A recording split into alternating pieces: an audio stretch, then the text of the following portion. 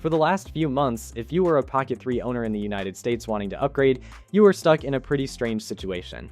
DJI released the Pocket 4, then we got the more ambitious Pocket 4P. Both are excellent cameras, and both represent exactly the kind of upgrade many Pocket 3 owners had been waiting for. There was just one problem: you couldn't officially buy either of them in the United States. And now that the launch hype around all of these cameras has settled down, I think the market is finally starting to make sense. Because Insta360 has just launched the Luna Pro, and this, not the Luna Ultra, might actually be the Pocket 4 alternative that American creators have been waiting for. And I want to make that distinction immediately because the Luna Pro and Luna Ultra are aimed at two slightly different buyers. When Insta360 launched the Luna Ultra, everyone naturally compared it with DJI's Pocket 4P.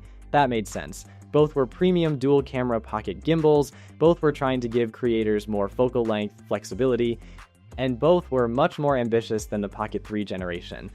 But not everybody wants that. A lot of people just want a better Pocket 3.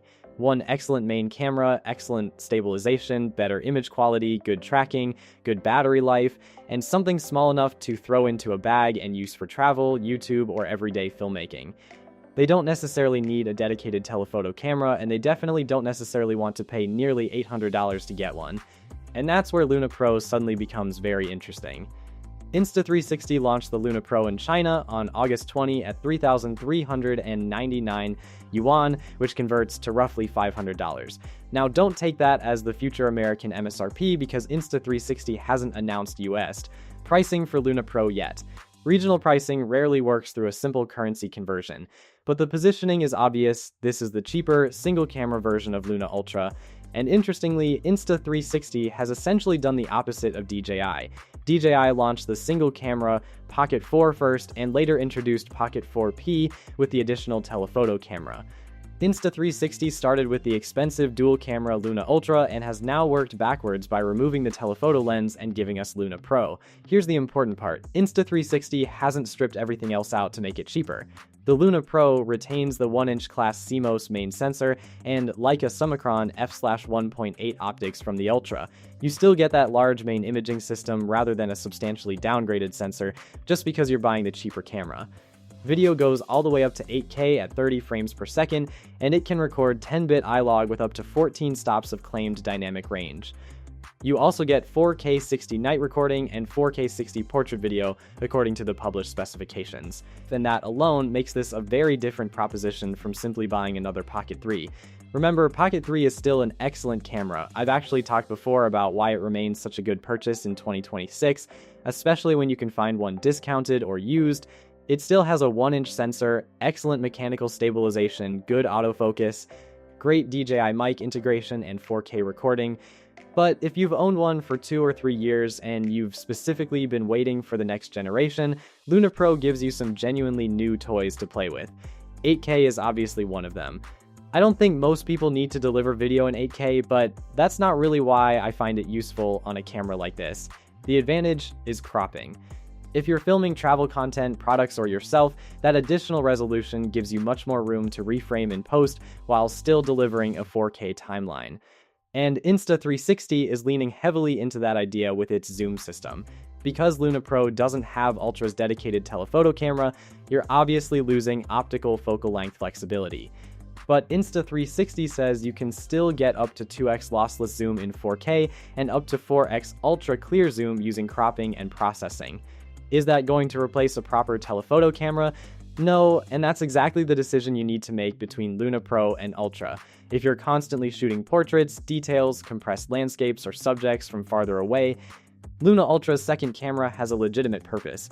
Its telephoto hardware isn't just there to make the camera look more expensive, but think about how most Pocket 3 owners actually use their cameras: walking around a city, talking to the camera, shooting family, travel footage, food, products, behind-the-scenes content, maybe mounting it somewhere and letting subject tracking follow them.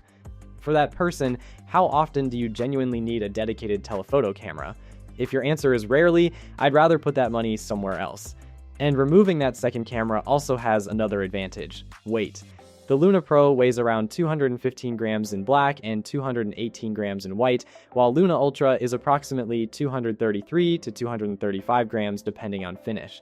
That's not an enormous difference, but this is a camera you're potentially holding at the end of your arm for hours while traveling. Smaller and lighter is generally better for this category. But arguably, the most interesting Luna feature isn't the sensor or 8K at all, it's this screen. The Luna Pro retains the detachable 2-inch touchscreen from Luna Ultra. You can remove it from the camera and use it as a wireless remote monitor from up to around 20 meters away. That's brilliant for solo creators.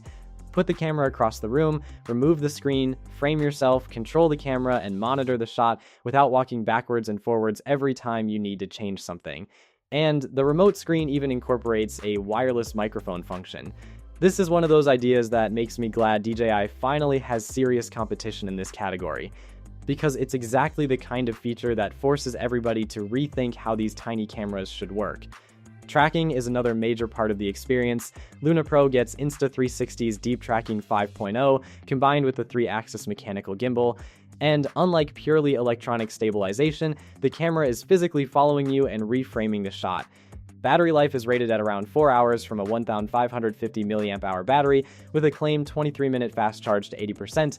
You also get 47 gigabytes of usable internal storage and microSD expansion up to 2 terabytes. So when you actually look at what Insta360 removed to create Luna Pro, the answer is mostly the thing many buyers didn't want in the first place, the second camera. And that's why I think Luna Pro could actually become more important than Luna Ultra in the United States, because this market has changed dramatically in less than 6 months. Back when Pocket 4 and Luna were still leaks, there was this feeling that maybe everything would eventually work itself out and American buyers would simply choose between all of these cameras. That isn't what happened. DJI's new Pocket models remain unavailable through official US retail because of the FCC situation. Pocket 4 isn't officially sold there, Pocket 4P isn't either. Meanwhile, Luna Ultra is already available to American buyers, and after months of watching this play out, I think we have to stop treating that as a temporary footnote. These cameras are here to stay. Pocket 4 is a real product, Pocket 4P is a real product, Luna Ultra is a real product, and now Luna Pro is a real product. The question isn't what might launch anymore. It's which ecosystem makes sense depending on where you live. Outside the United States, I still think DJI is incredibly difficult to beat. Pocket 4 and particularly Pocket 4P are fantastic cameras. If you already use DJI mic, action cameras, and other DJI equipment, that ecosystem advantage becomes even stronger. But the American market is completely different. If you already own Pocket 3 and it still does everything you need, keep it. There is absolutely no reason to upgrade simply because another camera exists.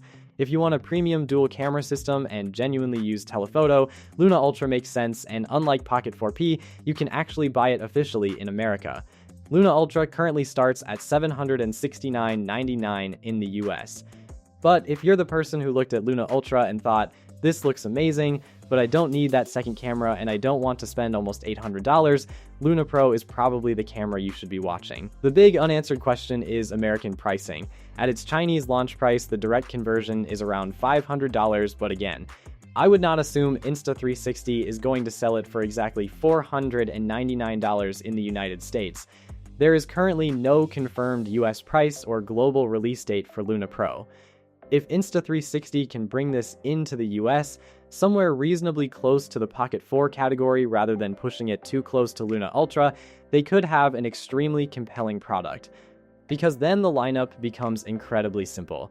Pocket 3 becomes the value option, particularly used, Luna Pro becomes the logical next-generation single-camera upgrade for US buyers, Luna Ultra becomes the premium option if you want the telephoto camera, and Pocket 4 and Pocket 4P remain arguably two of the strongest cameras in this category, but unfortunately for American buyers.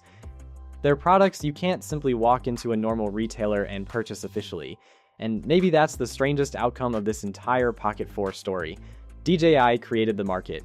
Insta360 watched what people loved about it, added its own ideas like the detachable OLED screen, started with an expensive dual-camera flagship, and has now created the simpler model that may appeal to the exact people who would normally have upgraded from Pocket 3 to Pocket 4. So now I want to hear from Pocket 3 owners specifically.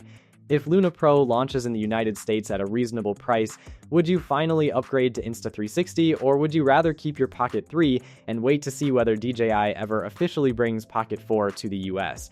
Because for the first time, waiting for DJI might not be the obvious answer anymore.